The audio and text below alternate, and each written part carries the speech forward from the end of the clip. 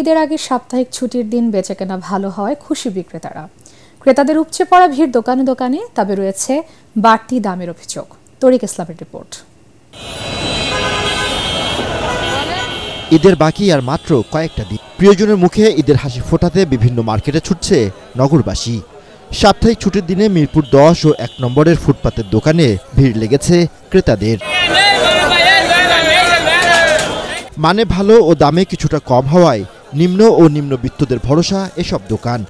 বাড়তি দামের অভিযোগ থাকলেও বেচাকেনায় খুশি ক্রেতা বিক্রেতা সবাই।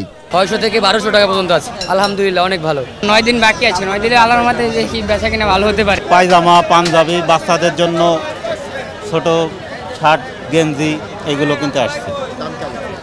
দাম একটু বেশি মনে হচ্ছে আর কি। দাম মোটামুটি, তবে এক রেট বলতে গেলে যা দাম চাচ্ছে 50-100 টাকা ছাড় দিচ্ছে, এর বেশি ছাড় দিচ্ছে না।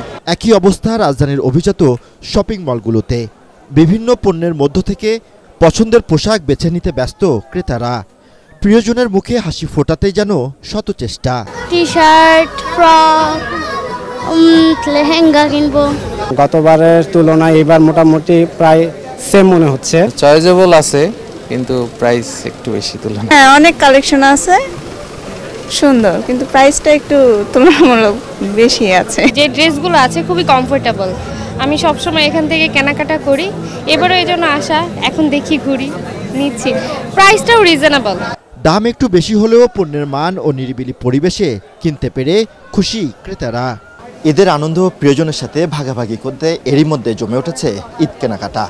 সাধ্য সাধ্যের মধ্যে নতুন পোশাকে প্রিয়জনকে সাজাতে উপচে পড়া ভিড় রাজধানীর ফুটপাত থেকে শুরু করে অভিজাত শপিং মলগুলোতে।